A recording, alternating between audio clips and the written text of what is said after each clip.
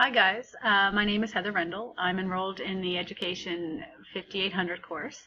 This is the presentation for my final research paper. As you can see by the title, the effects of using a web-based tool such as G Suite, or otherwise known as GAF, on student writing.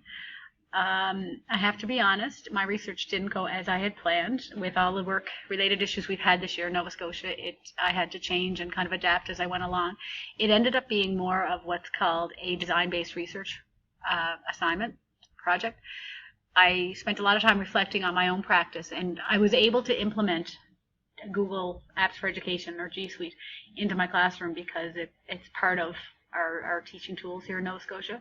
So I was able to go ahead with parts of my research. I wasn't able to collect the quantitative data from the students and do comparisons like that, but I was able to implement it and to reflect upon, observe, and come up with some observations of my own.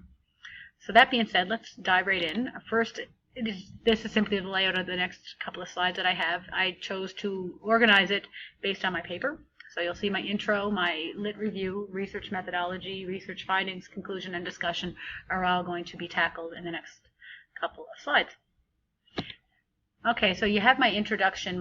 The question that I chose to answer is, what effect will using a cloud-based tool such as G Suite, formerly GAF, or Google Apps for Education, have on student writing in middle school?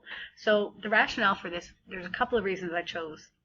First and foremost, in Nova Scotia, students write a literacy assessment in both math and English language arts.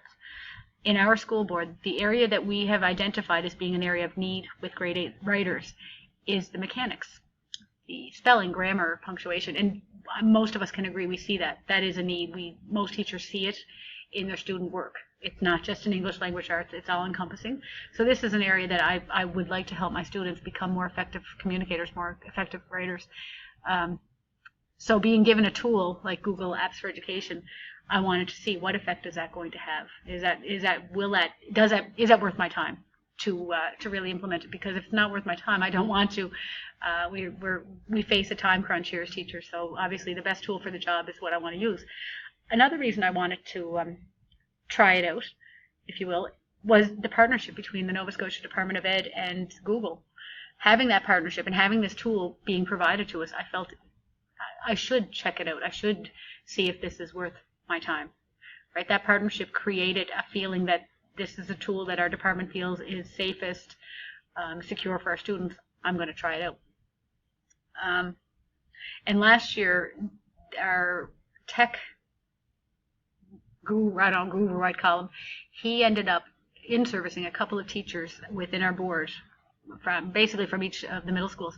He gave us a lot of in-servicing, and it was probably my most powerful PD because he put us in a room with computers, sometimes in the room and sometimes we used Google Hangouts and we were at our base schools, but he allowed us to play with the technology and learn from each other and figure out what works, and we're still collaborating now because of the relationship that had been formed. That PD kind of piqued my interest. So for all of those reasons, I became interested in what effect this was going to have on my students as writers. Would it be beneficial, and what would the benefits be? Okay, so next slide is my lit review. Now, while looking at the research that's been done, I concentrated on 3 areas. First, I looked at what research tells us about peer collaboration. And what the research tells us, many have done lots of research dating back from 1998. We had Johnson & Johnson in 1998, Reed and Powers in 1993, Rawlinson in 2005. Each of them, they each researched and found that there was increased motivation, decreased anxiety, stronger peer relationships, and positive attitudes can all be fostered through peer collaboration. And using a cloud-based technology like Google Apps for Education, will that help to increase peer collaboration? That's kind of one of the questions I want to look at. I also wanted to see what research tells us about feedback. Teacher feedback is probably the most time-consuming part for an English language arts teacher. I spend more time collecting and correcting, writing comments on, conferencing with students, creating checklists, having students get together with others to give feedback, all of that to help in their writing process. So obviously, if it's so time consuming, how can I make it, streamline it? How can what are some ways that I can improve upon my feedback? So research does tell us that using a cloud-based technology such as GAF can help with teacher feedback. It definitely creates an easier flow. There can be a better give and take, more timely fashion for the feedback. So all of this was supported by the research. And finally, I decided to look at, and this happened when we switched to a design-based research project, I decided to look at, just as a teaching tool, Google Apps for Education. How does that benefit me personally as a teacher? And the research supports using a web-based, cloud-based technology, time-saving, paperless, so good for the environment. It eliminates carrying home huge amounts of correcting, so apparently it's good for my back. And I wanted to see, would I feel these results? And we'll have a look at that when we get to the results section. So that my methodology, again, it changed, obviously, due to the work-related issues we faced this year. My research could not happen as I had originally planned. However, I was able to go ahead with implementing G Suite as a cloud-based writer's tool due to it being something I would use ordinarily. I would have used it anyway, so I was able to continue with it. I was not able to generate the quantitative data, but I was able to observe, reflect upon, and just come up with my own take on it. I had students, first off, they wrote a pre-writing assessment that allowed me to just gauge current writing, which I do anyway. That's done all the time. I'm gauging their abilities. After this, we spent several weeks doing writers' workshops. We centered it around a persuasive essay because that's the major writing piece in grade 8. But we looked at the various capabilities of G Suite. We used MindMups, MUPS, MindMups, to help with student brainstorming. Right, a lot of kids struggle at the beginning part of writing. The writing process, for some kids, the starting point, generating ideas is the hardest part. So we used MindMups to brainstorm to see if that could help some of my students. Students used Google Docs to write their assignments, to actually, as a word processor. Then the assignments were submitted through Google Classroom, which again created that paperless classroom that I really enjoyed. During the writing, they would often check in. We'd check in with each other and provide feedback. That was done as they were writing. I was able to do that. And then once things were submitted, and then once we felt like we were getting them into the final stages, I created a Google site, classroom site, and the kids also in turn created their own personal portfolio or blog, if you will, using the Google Suite, and they would publish their work. And it was a safe environment because we set it up so that only our class, and we were allowed to invite, but only GNESPES holders could access it. We had it set up so that a very safe environment, and we kept it limited. The kids understood that. I was able to monitor it, and so it was a very safe and secure environment for them. But we'll talk about that when I talk about my findings, but it really created an online kind of a forum for them, a platform where they could publish. Throughout this process, I spent much time reflecting on my own experiences, observations, as I watched my students and as they went through the process. Okay, so what did I find out? Well, I definitely saw improvements in various aspects of student writing. Students who struggled with the pre-writing stage definitely benefited from the brainstorming, the MindMups. They had a ball with that.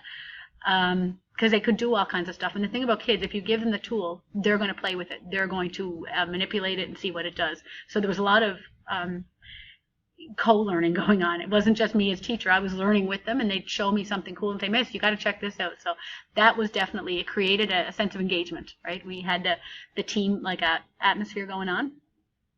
I think my favorite part of the process was how many students flourished when they got to publish their work. That was my favorite part of the process. Students that would normally be very quiet or reserved, or they weren't into sports, but writing was their thing, they excelled, and they didn't just stop at the writing assignments. Some went above and beyond. They were putting stuff in their portfolio that they had created on their own time. And we don't celebrate that enough in our classrooms. We celebrate the athletic abilities or the, whatever, but a quiet writer, this was a platform for them, and I loved that. I thought that was fabulous. So some took it above and beyond, and then the ability for each of them were able to comment. So I had some kids that, were able to comment on others' work, and that again, it incited some passion in them. So I thought that was really great, and I definitely felt like the publishing aspect of it totally made it worthwhile. One area I expected to see improvements, but I was disappointed. I have to say, it was the editing stage. This was the stage I thought I would see great things. I was expecting them to want to edit and to knowing that we could trace the history of the editing process. I thought this would be better, and I think it probably could be if I worked more. If I have to figure out the ins and outs and how I can better use the tool, but I found a lot of the kids still needed the hard copy. They still needed the highlighter. They needed to edit their work in the paper copy. So that was a surprise, and I think that is an area for me where I have to do work to figure out the best way to teach them to use the tool. I think that was a shortcoming on my part, and I'll own that one.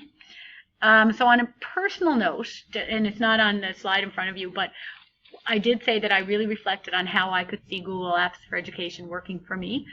It definitely was a time, it created a feeling within my class of a teamwork. They would ask me, Miss, did you comment? Did you see my thing? Did you comment on it? And if I did, if I was in the computer lab with them and they were working on something, oftentimes I would just go in and watch them as they typed, and I might offer a suggestion or just, you should really check on this run-on sentence, or you've repeated this word a lot. And the kids were like, oh, so then they'd go back and fix it. So even though the editing at the end needed the paper copy, that in the process of writing, I found it very beneficial, the feedback for me personally. I wasn't collecting copious amounts of paper at the end and then spending weeks trying to get to it. It was done in the moment as they were working, so in real time, which was nice. So it was cost saving for me, time saving, cost saving too, because I didn't have to use as much paper.